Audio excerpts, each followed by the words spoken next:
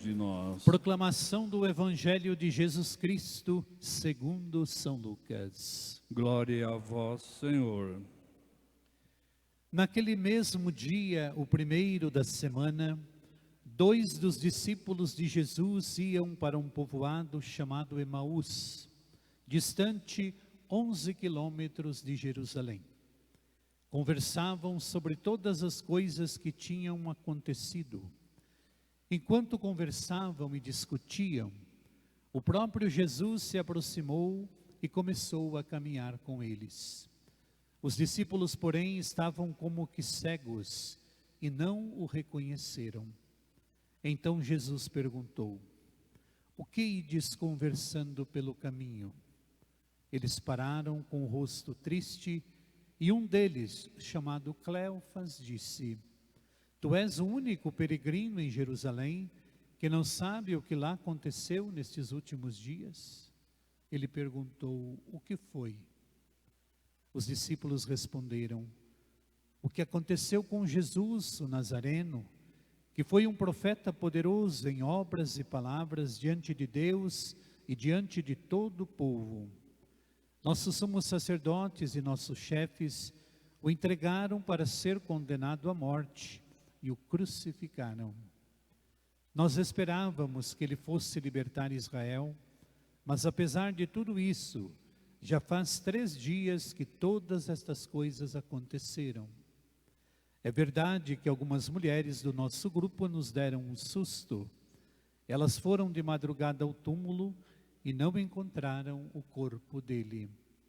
Então voltaram dizendo que tinham visto anjos e que estes afirmaram que Jesus está vivo. Alguns dos nossos foram ao túmulo e encontraram as coisas como as mulheres tinham dito. A ele, porém, ninguém o viu." Então Jesus lhes disse: "Como sois sem inteligência e lentos para crer em tudo o que os profetas disseram? Será que o Cristo não devia sofrer tudo isso para entrar na sua glória?" E começando por Moisés e passando pelos profetas, explicava aos discípulos todas as passagens da Escritura que falavam a respeito dele. Quando chegaram perto do povoado para onde iam, Jesus fez de conta que ia mais adiante. Eles, porém, insistiram com ele, dizendo: "Fica conosco, pois já é tarde e a noite vem chegando." Jesus entrou para ficar com eles. Quando sentou-se à mesa com eles, tomou o pão, abençoou, partiu e lhes distribuía. Nisso os olhos dos discípulos se abriram e eles reconheceram Jesus. Jesus, porém, desapareceu da frente deles. Então um disse ao outro: "Não estava ardendo o nosso coração quando ele nos falava pelo caminho e nos explicava as Escrituras?" Naquela mesma hora eles se levantaram e voltaram para Jerusalém, onde encontraram os 11 reunidos com os outros.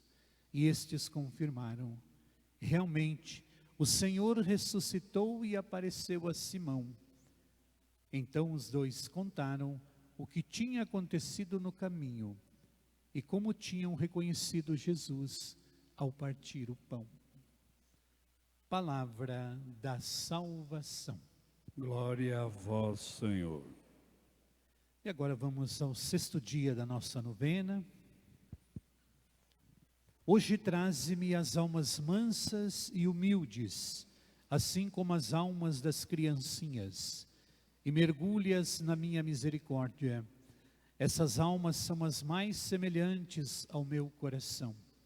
Elas me confortaram na amarga paixão da minha agonia.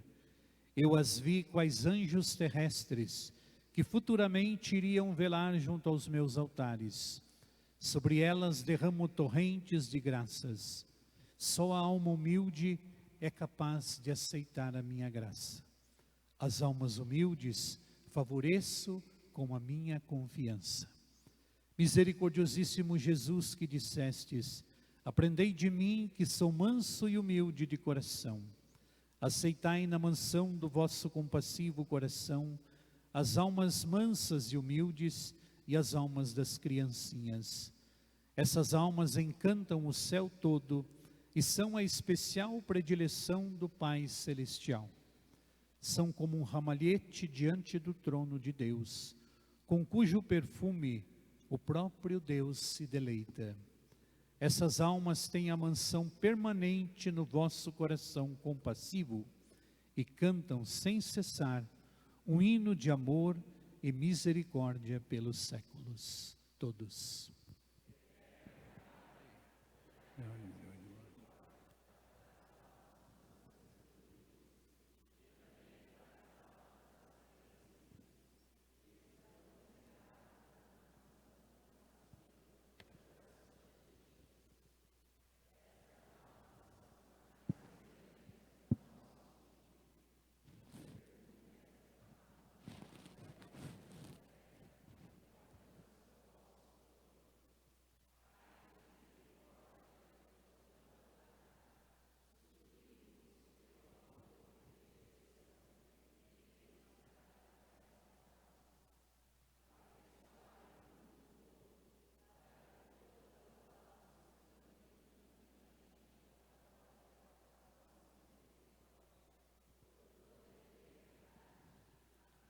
Ave Maria, Cheia de graça, o Senhor é convosco. Bendita sois vós entre as mulheres, e bendito é o fruto do vosso ventre, Jesus. Santa Maria, Mãe de Deus, rogai por nós, pecadores, agora e na hora de nossa morte. Amém. Mãe da Misericórdia, Rogai por nós. Santa Faustina, Rogai por nós. podemos sentar uns instantes. Caríssimo Padre Bruno, seminaristas, queridos irmãos e irmãs em Cristo aqui na igreja reunidos, e também aqueles que estão rezando conosco aí em casa pelas redes sociais. Chegamos ao 6º dia da nossa novena e hoje Nosso Senhor vem trazer para nós um tema que nos atinge diretamente, que é a questão da humildade. Vamos pedir neste dia que o Senhor possa dar a nós verdadeiramente a compreensão desta virtude indispensável para sermos amigos de verdade de Deus. Então, Santa Faustina escreveu muitas coisas, são várias passagens no diário, onde ela escreve sobre a humildade. Eu escolhi apenas uma passagem, é o número 1306 do diário, onde ela relata por que a humildade encanta tanto o coração de Deus. Então, a primeira coisa que eu gostaria que ficasse muito claro para nós, que a humildade não tem nada de negativo, em hipótese alguma, senão Deus não pediria para nós sermos humildes, muito pelo contrário. A humildade, como vimos aqui, é algo agradabilíssimo ao Senhor, e quem é devoto do Sagrado Coração sabe muito bem que uma das invocações que fazemos sempre ao Sagrado Coração é: Jesus, manso e humilde de coração, fazei o nosso coração semelhante ao vosso. Vamos repetir juntos? Jesus, manso e humilde de coração, fazei nosso coração semelhante ao vosso. Então vejam, amados, nós pedimos ao Senhor exatamente o que Jesus hoje pediu que fosse trazido ao seu coração: mansidão e humildade. Qual é o remédio que o mundo precisa hoje tomar? É justamente o remédio da humildade. Porque o orgulho tem crescido tanto no coração das pessoas. Algumas se sentem o próprio Deus, a ponto de decidir o que fazer, como fazer. E sem humildade, lamento dizer, não chegaremos a lugar nenhum, porque ocuparíamos o lugar que pertence a Deus. Humildade não é rebaixar-se. Preste bem atenção. Humildade é a verdade. Não é falsificar, não é representar, é ser aquilo que a gente é e pronto. Todos os dons e talentos que trazemos a este mundo pertencem a Deus. Não somos donos absolutamente de nada nesta vida e não temos capacidade humana para produzir qualquer virtude na nossa alma. Então isso nos coloca no lugar que devemos estar para reconhecer a humildade. Humildade é chegar para Deus e rezar. O Pai Nosso, por exemplo, é a oração da humildade. Eu peço para o Pai aquilo que eu preciso para a minha vida todos os dias. E quando Jesus ensinou o Pai Nosso, Ele fez questão de dizer o pão nosso de cada dia, para dizer que eu tenho que pedir para Deus todos os dias. Porque o ser humano, por natureza, depois do pecado original, e vocês sabem que o pecado que derrubou nossos pais no paraíso é o oposto da humildade, que é o orgulho. O orgulho é a raiz que destrói a vida espiritual no coração humano. E por isso, meus amados, nós precisamos suplicar diariamente ao Senhor que nos conscientize da importância da humildade na nossa vida. Aqui Santa Faustina escreve no 1306, eu dividi o texto em 7 razões pelas quais Jesus pede que nós sejamos humildes, como as criancinhas. Primeiro motivo para sermos humildes é porque, diz Santa Faustina, o próprio Deus se deleita numa alma humilde. O que significa isso? Deus pode dar todos os dons para essa alma, que ela nunca vai se apropriar deles. E ela não vai tomar como algo seu. Ela tem consciência que recebeu de Deus e que depende de Deus.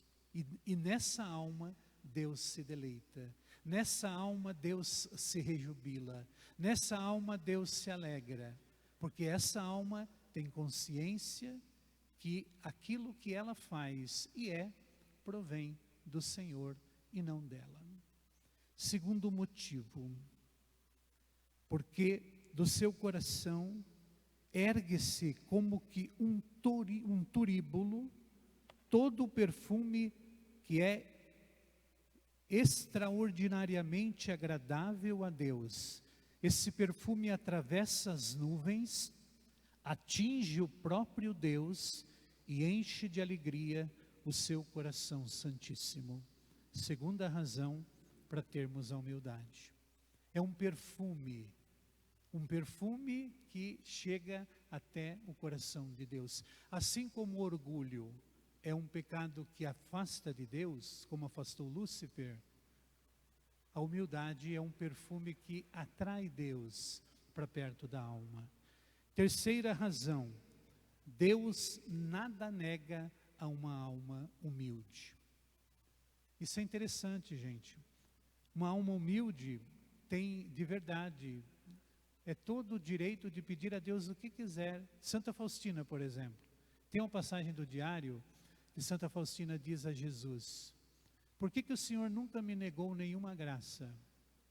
Parece ser o contrário, né? Às vezes a gente fica perguntando: Senhor, por que o Senhor não me dá nenhuma graça? Santa Faustina diz: por que o Senhor nunca me negou nenhuma graça? E o Senhor disse para ela: porque você é humilde e confia na minha misericórdia. Você me amarra as mãos com a tua humildade e com a tua confiança. Como é que eu posso negar a você alguma graça? Então o que ela está escrevendo aqui é o que ela vivia com Jesus. Uma vez ela foi acusada de quebrar um prato. Na verdade não tinha sido ela. Aí a superiora colocou ela sentada em cima da mesa, enquanto as irmãs limpavam o chão. Pensem vocês, mais de 100 religiosas na Polônia, no convento, irmã Faustina sentada em cima da mesa, enquanto as outras irmãs limpavam a casa. E passavam e apontavam o dedo e riam, porque nessa época ela já estava tendo as visões de Jesus misericordioso. E aí todo mundo zombou dela, e ela ali quietinha. E aí quando terminou, a madre disse para ela: agora você pode descer. E aí depois, no outro dia, descobriram que não era ela que tinha quebrado o prato. Naquela época o convento era rigoroso, né? Hoje quebra-se vários pratos e não tem problema nenhum, né? Tá, naquela época era terrível. O que aconteceu? Santa Faustina edificou a comunidade com aquele ato de humildade. Porque quando nós pedimos humildade, meus amados, Deus nos dá ocasião para sermos humildes. Quando eu digo assim: Jesus manso e humilde de coração, fazei meu coração semelhante ao vosso, Jesus vai dar uma oportunidade rapidinho para a gente testar a humildade. E aí às vezes quando o teste chega, a gente reclama: como que eu poderia passar por uma humilhação dessa?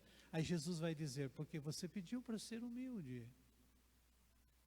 Então, não é maldade de Jesus. Ele quer testar de verdade se nós o amamos, se nós o tememos. E Santa Faustina passou no teste. Ela conseguiu tocar o coração daquela irmã, tanto é que a irmã que quebrou, depois veio pedir perdão para ela. Ela disse: sim, tudo bem, está perdoada.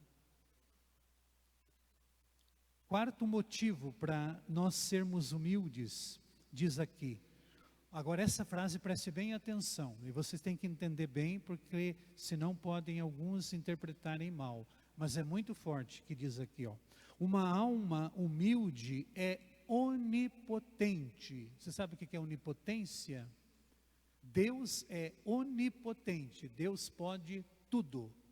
Então Santa Faustina escreve: uma alma humilde é uma alma onipotente, ou seja, ela pode tudo junto de Deus. É semelhante, olha só, ela influi no destino do mundo inteiro. Então, a onipotência, o poder, a graça que ela tem junto de Deus, pode interferir no mundo todo. Uma alma humilde que reza para uma situação como essa que nós estamos vivendo agora, no mundo, tem sim grande poder diante de Deus. Não é heresia, porque a onipotência que essa alma tem é por causa da dependência que ela tem do Senhor onipotente. Não é uma onipotência de poder fazer o que quer. Deus é onipotente, mas a alma humilde participa dessa onipotência, conseguindo de Deus aquilo que muitas outras almas juntas não conseguiriam. Percebem a importância, o valor de uma alma humilde? Quinto motivo: uma alma humilde, Deus exalta até o seu trono. Olha que coisa linda. E quanto mais ela se rebaixa, tanto mais Deus se inclina para essa alma, perseguindo-a com a sua graça e acompanhando-a em todos os lugares por onde for. A alma diminui e Deus eleva essa alma até o trono. Essa é a recompensa para uma alma humilde. E depois prossegue Santa Faustina: uma alma humilde é aquela que consegue obter o que ninguém jamais conseguiria por força própria. E termina dizendo, última razão: uma alma humilde está unida com Deus de tal maneira como nenhuma outra estaria. E ela termina dizendo: ó humildade, enraiza-te profundamente em todo o meu ser. Ó Virgem puríssima e todavia a mais humilde, ajudai-me a conseguir uma profunda humildade. Vamos repetir essa curta oração de Santa Faustina? Vamos pedir isso para Nossa Senhora agora, como ela pediu. Depois de Jesus, a criatura mais humilde que existe é a mãe. Vamos pedir para ela: Ó humildade, enraiza-te profundamente em todo o meu ser. Ó Virgem puríssima, todavia a mais humilde, ajudai-me a conseguir uma profunda humildade. E se vocês ouviram bem a primeira leitura de hoje, esse homem no templo estava ali, mendigo, paralítico, humilde. Quando Pedro e João chegaram, ele olhou para eles e Pedro disse: olha, meu irmão, ouro e prata nós não temos, mas podemos te dar outra coisa. E disse para ele, em nome de Jesus, o Nazareno, pode levantar. E esse homem levantou. Gente, isso é o poder da humildade. Pedro reconhecia que Deus tudo pode, ele era uma alma humilde. Quantas situações difíceis Pedro passou para testar a humildade dele, negou Jesus inclusive, mas cresceu na humildade. E hoje ele é instrumento de Deus para fazer esse paralítico andar. Nós vamos ouvir agora, até sexta-feira, o paralítico vai ser citado na primeira leitura. Esse homem ficou tão transformado que ele se tornou um instrumento perfeito nas mãos de Deus. Esta é a graça que Deus dá àqueles que querem ser presença dele no mundo. Hoje nós também olhamos para o Senhor. Talvez não temos muitas coisas para oferecer, mas nós temos Jesus conosco. Ofereçamos ao Senhor o maior tesouro. Hoje tem tantos mendigos, não apenas humanamente falando, de comida, de bebida. Estes também existem, e muitos.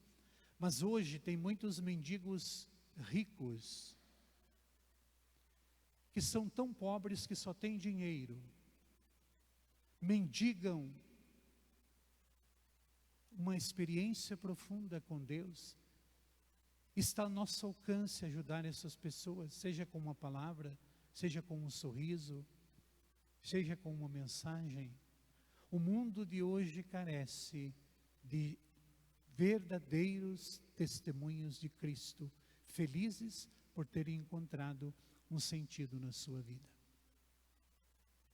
Eu termino a reflexão de hoje com um exemplo de humildade do nosso querido São João Paulo II. Hoje, quando eu li a primeira leitura, me lembrei desse homem que ficou olhando, os olhares se cruzaram, como aconteceu lá em Roma, quando um bispo estava chegando para visita com o Papa, e quando ele chegou na praça de São Pedro, ele encontrou um mendigo, que como este aqui do Evangelho, estendeu a mão para ele e os seus olhares se cruzaram. O bispo reconheceu na hora que ele conhecia aquele homem, e o mendigo também o reconheceu. E o bispo perguntou, aliás, o bispo disse, mas parece que eu conheço você.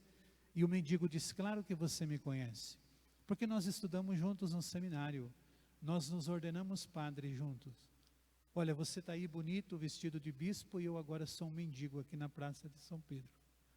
Quando ele disse isso, o bispo disse, olha, pelo amor de Deus, eu peço que você me espere, porque eu tenho uma reunião com o Papa, e depois, quando eu voltar, nós vamos conversar. Ele disse, não tem problema, eu não tenho nada para fazer, minha agenda está livre, espero você quanto tempo for necessário. E ele atrasou 5 minutos naquela conversa. Quando ele chegou na reunião, o Papa quis saber o motivo do atraso. E ele disse a João Paulo que era porque ele tinha encontrado um ex-companheiro de turma e conversou com ele. Aí o Papa disse para ele, volte lá e diga para ele que eu quero falar com ele. Ele disse, sério? Ele falou, sério? Ele desceu aquelas escadas do Vaticano, como se fosse num tobogã, chegou correndo e disse, olha, até ele falou, mas escuta, já terminou tua reunião? Ele disse, não, mas o Papa quer falar com você. Comigo? Como eu estou? Disse, sim. E aí quando o mendigo entrou, ou melhor, o sacerdote entrou, o Papa pediu para eles deixarem a sós. E pasmem, meus amados, João Paulo II disse àquele sacerdote, E eu quero que você ouça a minha confissão agora. Ele disse: confissão do Senhor? Faz mais de 20 anos que eu deixei o sacerdócio. E João Paulo II disse: tu és sacerdote eternamente. Você tem o poder. Deus te deu esse poder. Você não perdeu. Você não está exercendo. Ele disse: tudo bem. E João Paulo II se confessou com ele. E durante a confissão do Papa, Jesus tocou o coração daquele homem. Ao término da confissão, ele disse: agora o senhor poderia ouvir a minha? O Papa disse com maior alegria. Confessou. E aí no final o Papa disse: você gostaria de voltar para a igreja? Ele falou: mas depois de 20 anos agora, imagina, como? E aí o Papa disse: mas eu tenho o poder de ligar e desligar. Se você quiser, eu te ligo novamente. Aí o padre disse: sim, eu quero. E aí o Papa chamou o bispo e disse para ele: olha, está aqui o seu mais novo vigário na tua diocese. E esse padre foi colocado para trabalhar na pastoral social na diocese desse bispo. Humildade de Pedro, que não tinha ouro nem prata, mas o que tinha ele deu: Jesus. Esse tesouro todos temos e trazemos conosco. Às vezes não é o dinheiro, não é um pedaço de pão, é Deus que as pessoas querem. E isso está ao alcance de todos nós. Amados, humildemente permitamos que Deus sirva-se de nós como serviu-se de São João Paulo II, para também sermos presença de Jesus neste mundo. Assim seja. Amém.